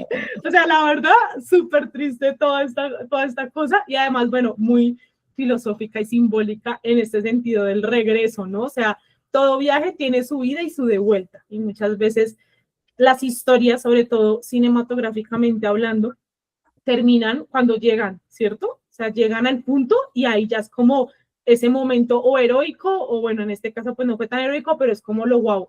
¿Y qué pasa del regreso, no? O sea, de volvernos a casa, volver a la cotidianidad, todo esto también forma parte de la historia, puede ser incluso más épico que el mismo ir, o muy triste, como en este caso, ¿no? Entonces, bueno, no sé, como que es una historia que me recordó mucho a Odiseo, y particularmente como esto que le pusimos mucha atención en el taller, que tenía que ver con ese regreso tan duro, ¿no? Que no solamente para Odiseo, sino en la vida misma, ¿no? Nos sucede. Vamos a seguir con la conquista de Bizancio, a petición de Aleja, que también le encantó. Igual, vamos a leer la primera paginita, dice: Percepción del peligro. Bueno, acá dice la conquista de Bizancio, 29 de mayo de 1453. Dice percepción del peligro. El 5 de febrero de 1451, Mehmed, de 21 años e hijo mayor del sultán Murad, recibe en Asia Menor la noticia confidencial de la muerte de su padre. Sin mediar palabra con sus ministros o consejeros, el príncipe, tan taimado como enérgico, se monta en el mejor de sus caballos y fustiga al magnífico Pura Sangre para recorrer de un tirón las 120 millas que lo separan del Bósforo y cruzar de inmediato hacia la orilla europea en dirección a Galípoli. Solo allí revela la noticia a sus más fieles. Para prevenir cualquier otra posible aspiración al trono, reúne una tropa selecta y la conduce hacia Adrianópolis, donde efectivamente se le reconoce como soberano del Imperio Otomano sin oposición alguna. Ya su primer acto de gobierno evidencia la terrible y despiadada determinación de Mehmed. Para deshacerse de antemano de cualquier rival de su misma sangre, manda ahogar en la bañera a su hermano menor de edad e inmediatamente después, otra muestra de su premeditada audacia y ferocidad, envía al asesino contratado para tal crimen a acompañar en la muerte al asesinado. Vamos a detenernos ahí, vamos a irnos a la última. Me da ganas de seguir leyendo. Sí, como en la última dice acá. Solo en la tarde, después de la gran victoria, una vez terminada la carnicería, Mehmed entra en la ciudad conquistada. Orgulloso y serio, cabalga en su magnífico corcel entre las salvajes escenas de rapiña sin bajar la mirada, fiel a su palabra de no perturbar en sus aterradoras labores a los soldados que le dieron la victoria. Y ese primer paseo no se enfoca en las ganancias, pues lo ganó todo. Orgulloso, se dirige a la catedral, la radiante cabeza de Bizancio. Pasó más de 50 días observando anhelante desde su tienda la resplandeciente e inalcanzable cúpula de Santa Sofía, y ahora puede atravesar como vencedor sus puertas de bronce. Pero Mehmed refrena su impaciencia una vez más. Primero quiere agradecer a Alá antes de dedicarle a esa iglesia para la eternidad. Humilde, el sultán desciende del caballo e inclina la cabeza hasta el suelo en oración.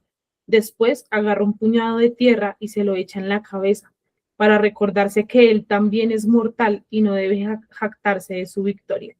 Solo después de haber mostrado su humildad a Dios, el sultán se pone de pie y se convierte en el primer servidor de Alá, que entra en la catedral de Justiniano, la iglesia de la Sagrada Sabiduría, Santa Sofía.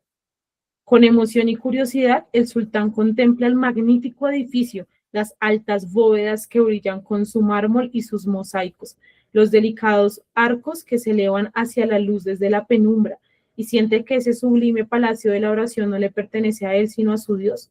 Enseguida manda llamar a un imán que sube al púlpito y desde allí recita la declaración de fe musulmana, mientras el padishah, de cara a la Meca, pronuncia la primera oración a Alá, el Señor de los mundos, en esta catedral cristiana. Al día siguiente, los obreros reciben el encargo de retirar todo rastro del credo anterior, arrancan los altares, blanquean los mosaicos y la elevada cruz de Santa Sofía, que durante miles de años ha extendido sus brazos para abarcar todo el sufrimiento de la tierra, cae al suelo con un golpe sordo. El eco profundo retumba en toda la iglesia y mucho más allá, pues esa caída hace temblar a todo Occidente. La terrible noticia llega hasta Roma, hasta Génova, hasta Venecia, hasta Florencia, y resuena como un trueno admonitorio en Francia y en Alemania. Estremeciéndose, Europa se da cuenta de que gracias a su fría indiferencia, a través de la Querca Porta, una funesta puerta olvidada, penetró un fatal poder devastador que paralizará y limitará sus fuerzas durante siglos. Pero en la historia, como en la vida, lamentarse no devuelve un instante perdido y 1000 años no compensan lo que se descuidó en una sola hora. Una advertencia ahí de Zweig, ¿no? Cuiden sus cositas, ya cerraron la puerta con candado. Oigan, no, espectacular. Qué cosa tan increíble. Me dio ganas en serio de releer todo el libro. Impresionante, que me hizo acordar esto mucho a, nuevamente, mis clases de literatura, porque en las clases de historia no me contaron nada de esto. Cuando estábamos hablando justo de las novelas de caballería, Simón, y es que, o sea, yo siento que a uno se le quedan más unas que otras, ¿no? O sea, por ejemplo, yo estoy obsesionada muchas semanas con las de Tolstoy y Dostoyevsky, naturalmente. Después ahorita tengo a Waterloo porque estoy investigando a Napoleón, entonces ando como con esas. Y es que todas son, o sea, tienen mucho, ¿no?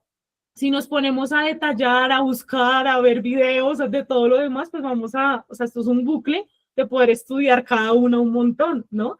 Pero bueno, yo recuerdo que en la clase de literatura universal, donde leímos El Quijote, antes de la profe nos hizo como toda esta explicación respecto a cómo tenemos mucho de tradición árabe, ¿no? Y recordé especialmente que algunos territorios, no estoy segura si es en España, que puede ser que sí, en Andalucía, donde hay lugares de templos que han sido construidos unos sobre otros. Entonces han sido lugares igual, ¿no? Que han sido invadidos una vez tras otra por personas que tienen diferentes religiones, pero en vez de hacer lo que se hizo acá, que fue tumbar todo, ¿cierto? Y cómo vamos a reconstruir esto para lo que se ha hecho es sobre, por ejemplo, muros cristianos, construir templos musulmanes y sobre ese otros, ¿no? O sea, entonces son lugares, los tengo marcados para ir y ver eso, porque claro, si tú ves la foto, pues es una cosa como una pirámide ahí X, ¿no? O unas columnas X, pero en realidad son historia de decisiones que se tomaron, ¿no? De no tumbar eso, sino de adaptarlo a sus creencias, ¿no?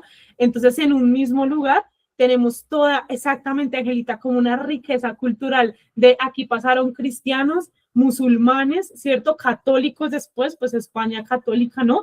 Y todo, ¿no? Como que fue, esa se ve en la arquitectura, en la historia de las paredes, ¿no? Eso a mí me parece wow. Cuéntenme ustedes por qué les gustó tanto creo que es el que más han mencionado. Han mencionado muchísimo este texto de Bizancio, porque les impactó tanto. Angelita, cuéntanos. Ahora, a mí me ha impactado mucho esta historia porque es espectacularmente cinematográfica. Yo no sé cómo han hecho no han hecho la película, tendrían que haberla hecho. Eh, me ha impactado mucho porque era el último bastión pues que quedaba de todo ese poderío católico cristiano. El último rey era Constantino. Cómo ha sido ese asedio, cómo lo cuenta Zweig, el asedio, las luchas, cómo Macbeth, no me acuerdo el nombre, la visión que tenía, era un hombre tremendamente visionario, inteligentísimo, no, nunca siquiera ha pensado que iba a perder. Siempre ha visto una y otra manera de seguir y seguir el asedio. Tenía, supongo que miles de soldados para mandar como carne de cañón, que hay una parte en que manda miles para que sean carne de cañón y luego manda a toda em, su ejército de élite para que ya sea el último impacto contra esas almenas que eran triples. O sea, yo me he visto 3 videos solo por esta historia, porque me ha encantado. He visto un video en dibujitos, he visto un video como los de TED, que te explican sumamente claro toda la historia, y me he visto otro más que era sobre la conquista de Constantinopla.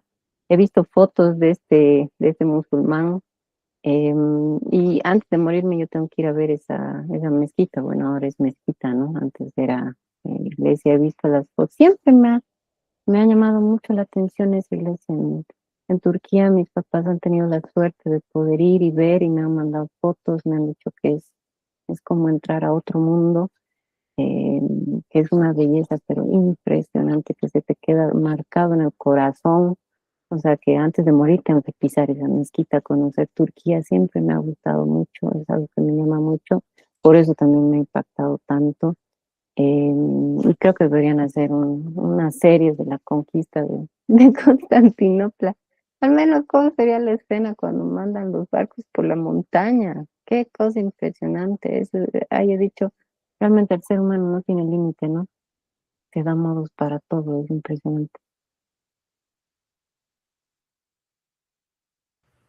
No, y es muy impresionante, claro, pensar en la caída de un imperio y cómo surge otro, ¿cierto? Y como ya nosotras en el siglo XXI, 2026, sabemos que ese también se cayó, ¿no? O sea, como a mí me encanta y me gustó mucho de Zweig, que sentí por momentos que logra este equilibrio entre la admiración profunda ante la inmensidad de la creatividad humana, o sea, ¿no? Como de soñarse con más allá de los límites y demás, al mismo tiempo que recuerda que somos seres humanos, ¿no? O sea, como que es algo que no, igual no podemos olvidar, o sea, por más que queramos alcanzar la inmortalidad, por más que queramos como y que hagamos estas cosas tan espectaculares, a mí me parecía muy significativo este ritual, ¿cierto? Una persona diciendo, hoy estoy parado ante esta cosa tan monumental que yo no me merezco, esto solamente se lo merece Dios, ¿no? O sea, ese sentimiento de estar chiquitos, de ser chiquitos, ¿no? De que realmente en el gran espectro de las cosas, yo quién soy, ¿no? O sea, como estar parado ante la inmensidad. A veces nos sentimos inmensos y a veces nos damos cuenta que en realidad la inmensidad es la que nos está rodeando, ¿no? Y yo siento que es que el Zweig logra eso, como ese punto donde espectacular todo lo que has hecho, pero no te olvides que eres un ser humano, ¿no? Por momentos nos olvidamos y eso nos ayuda a hacer cosas épicas, pero si nos olvidamos que somos seres humanos, pues también eso es un error, ¿no? Porque de hecho, un poco este choque que él habla con este imperio anterior, ¿cierto? Es un imperio que digo, jamás lo van a lograr, o sea, murallas fuertísimas, ¿no? O sea, como tenemos todo eso, pero se les olvidó que las habían construido ellos y que podían caer, ¿no? O sea, a la larga la humanidad puede caer también. Entonces, es una cosa bien bonita en el equilibrio, ¿no? En estar parado, en la conciencia de que como ser humano puedo hacer cosas espectaculares, pero soy un ser humano, ¿no? Y por lo tanto, pues tengo límites también y todo lo que hago va a acabar, ¿no? Se cayó Santa Sofía, o sea, ¿no? Como esos monumentos espectaculares al piso, ¿no? Y chévere que alguien más lograra, ¿no? Como, no sé, en otros territorios esto de construir sobre lo construido, pero al final todo va cayendo, ¿no? O sea, todo se va, todo termina. Y eso también es bonito recordarlo y necesario además para recordar un poquito nuestra humanidad, ¿no? Entonces a mí, ay no, me dieron ganas de releerlo todo, de volver a leerlos porque están espectaculares. Vamos yo creo que ya para cerrar, el de la Marsellesa, ¿les parece? Que también lo mencionaron por ahí, me encantó, creo que fue el que más subrayé. Bueno, es que algunos los escuché, entonces no los pude subrayar mucho, pero oigan, este me gustó mucho. Además, porque tengo una pregunta que está más relacionada con Guerra y Paz. En Guerra y Paz se habla mucho de la música y eso me está pareciendo una cosa loquísima en la literatura, o sea, como pensar, y también en este libro, Aleja, que estamos leyendo de las recolectoras de hilos, se habla mucho de la música y de los instrumentos y del violín, y yo digo, qué loco cómo estamos intentando escribir música, ¿no? Que la música se escucha, o sea, es muy raro, o sea, me está pareciendo rarísimo esto de como que una melodía suena en mi cabeza que creo que está súper equivocada a lo que están describiendo los autores, pero esa intención, ¿no? Como de escribir sobre música me parece muy interesante y bueno, aquí pues vemos ese momento, ¿no? Que este fue como, bueno, ya lo hablamos, vamos a leer la primera página y la última. Se llama El genio de una noche, la Marsellesa, 25 de abril de 1792. Dice, 2 meses, 3 meses se ha demorado la Asamblea Nacional Francesa en tomar una decisión. La guerra contra la coalición del emperador y los reyes o la paz. Luis XVI también está indeciso. Intuye el peligro de una victoria de los revolucionarios e intuye el peligro de su derrota. También dudan los partidos. Los girondios insisten en la guerra para conservar el poder. Robespierre y los jacobinos luchan por la paz para ellos mismos hacerse con el poder entre tanto. La situación es más tensa con cada día que pasa. Los periódicos hacen alboroto, se discuten los clubes y los rumores se difunden con mayor desenfreno, encendiendo cada vez más a la opinión pública. Por lo general, cuando se toma una decisión, esta resulta liberadora, y así sucede ese 20 de abril, cuando el rey de Francia declara la guerra al emperador de Austria y al rey de Prusia. Una tensión eléctrica, pesada y abrumadora, se cierne sobre París durante largas semanas, pero más opresiva y amenazante es la agitación que sofoca las ciudades fronterizas.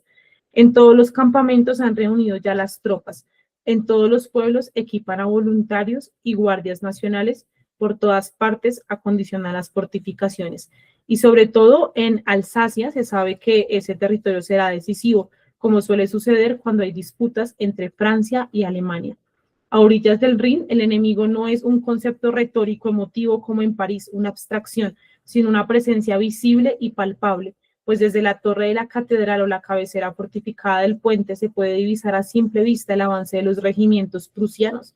De noche, sobre la superficie del río que centellea impasible bajo la luz de la luna, el viento trae el rumor de las carretas de la artillería enemiga, el tintineo de las armas, el toque de las trompetas, y todos lo saben.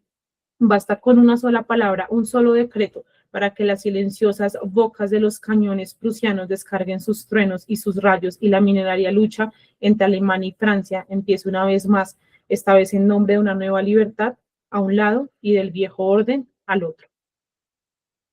Y vamos a leer la última. Me parece muy espectacular cómo ahí ya habla de la música de la guerra, ¿no? Y de las armas.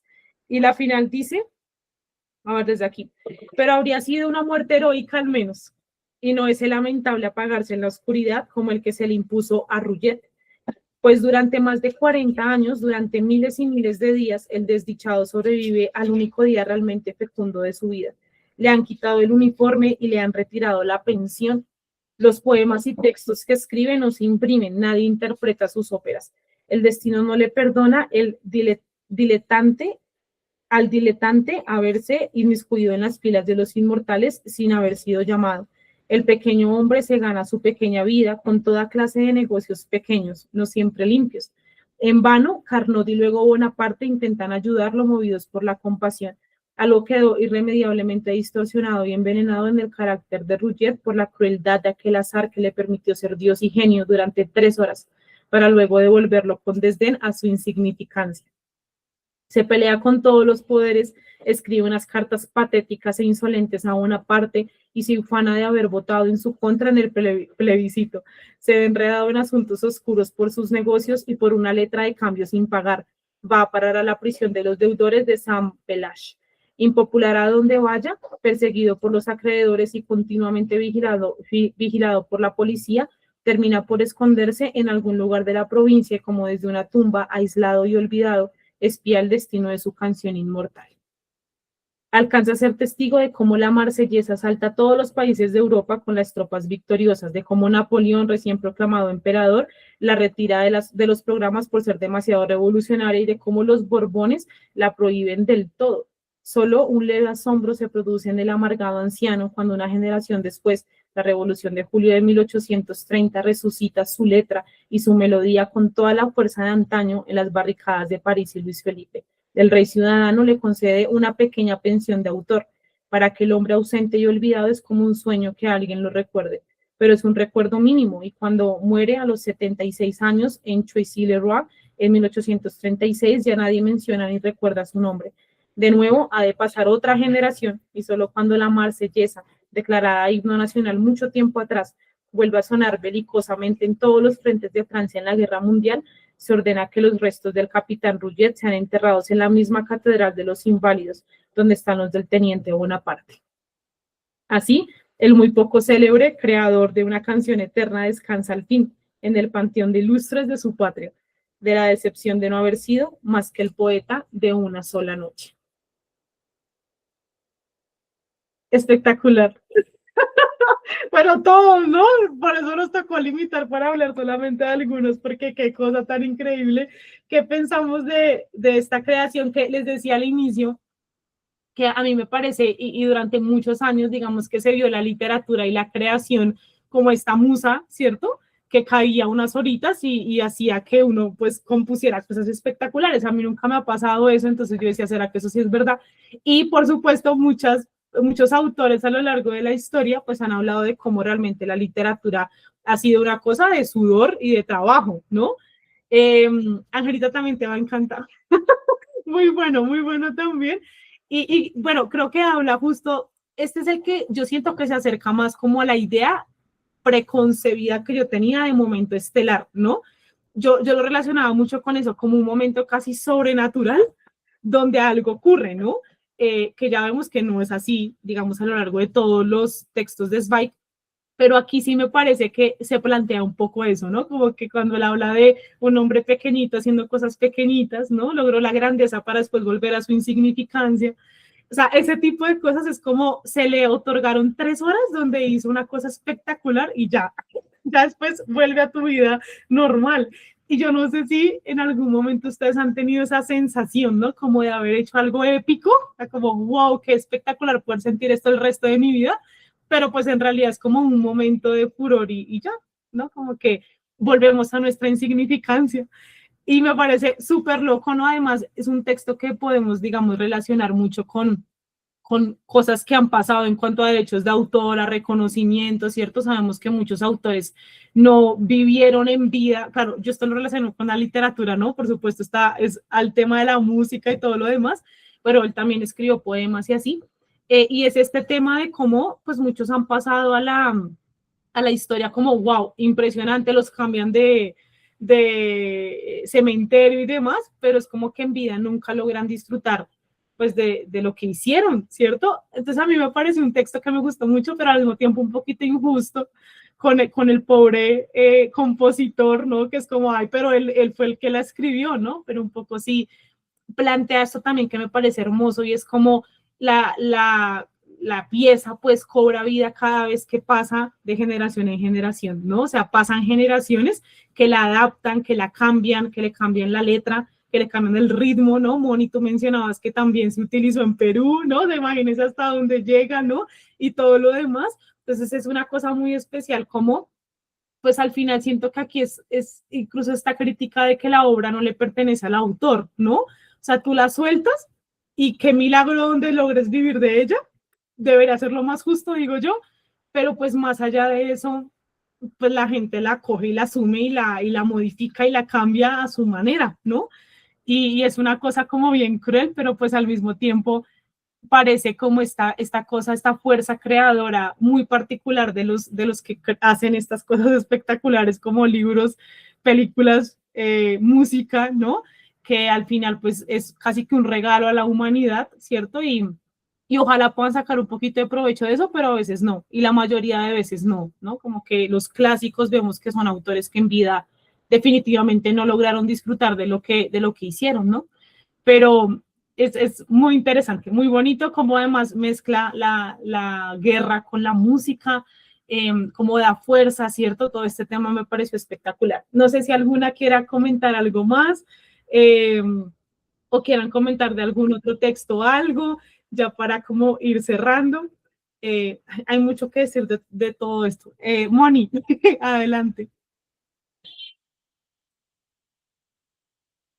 Bueno, esta cuestión de la guerra con la música es muy literaria, ¿no? O sea, por la oralidad, por de hecho que los primeros poemas, pues no épicos, también parten de estas arengas, ¿no? Porque son como una especie de arengas. Y entonces, sí, yo lo vi por ese lado, ¿no?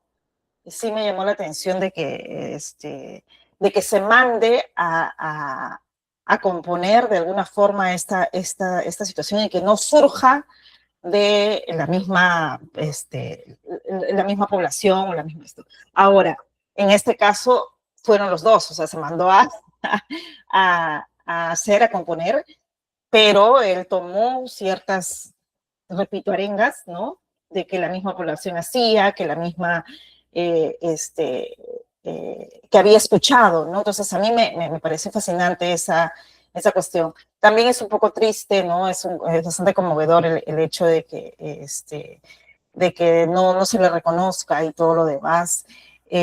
Como decía yo, conocía solamente la Marsellesa, que era el himno más bonito del mundo. De hecho, de niña no sé si en algún momento lo escuché, ¿no? Ahora lo he escuchado realmente, ¿no? Cuando te enseñan historia o cuando ves un ratito, por favor.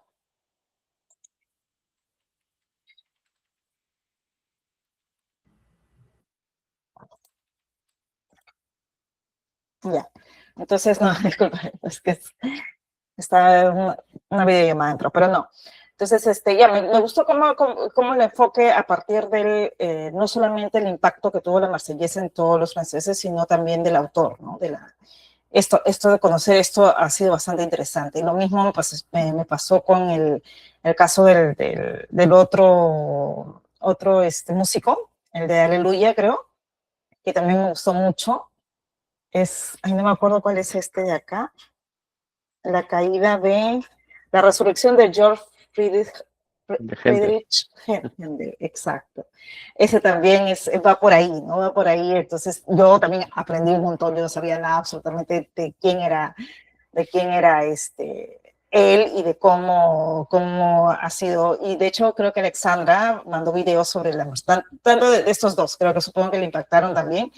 Y como no sabía nada yo, me puse a ver los videos y me parecieron muy, muy interesantes como esta vida de artista, porque normalmente cuando nosotros con el autor, con el escritor, sí, yo tengo como que muchas ganas de investigar, pero con los músicos es muy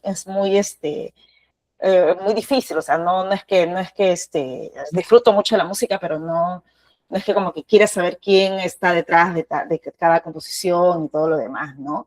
Entonces, me ha agradado mucho, he aprendido un montón. No, creo que de otra forma no hubiera llegado a este tipo de aprendizaje. Y nada, eso. Ay, sí, no, muy de acuerdo. Ese también el otro que mencionaste, el otro músico, también qué desespero, eso que no se pudiera mover, que se cayera, ¿no? Cuando tu mismo cuerpo te falla para seguir haciendo arte, que además no era una muy buena persona, ¿no? Como que jodía a todo el mundo.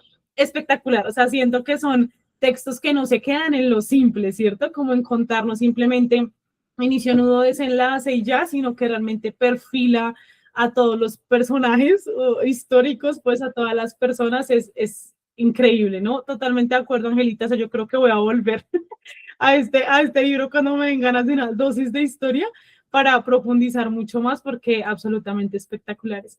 Así que yo creo que vamos a dejar nuestra charla ahí.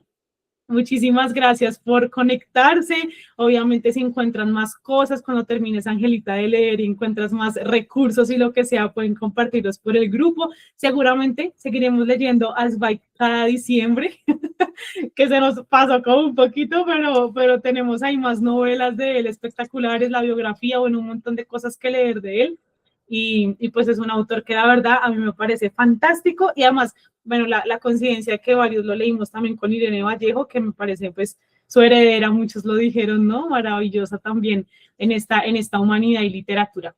Así que nada, ahí dejamos nuestra conversación, vamos a ver cuándo programamos para ver el documental de Antes del Amanecer, creo que se llama, que pues es una biografía sobre Stefan Zweig para que aprendamos más de él, pero les estaré contando porque, bueno, tengo acá un viaje atravesado la otra semana, entonces me toca como cuadrar fechas y demás, entonces les estoy escribiendo para cuadrar y ya, eso sería todo. Si tienen para ahí su librito para tomarnos la foto y obviamente las personas que vean esto después nos cuentan qué tal les pareció el libro y todo lo que quieran comentar. Voy a dejar por aquí de grabar mientras traen sus libritos y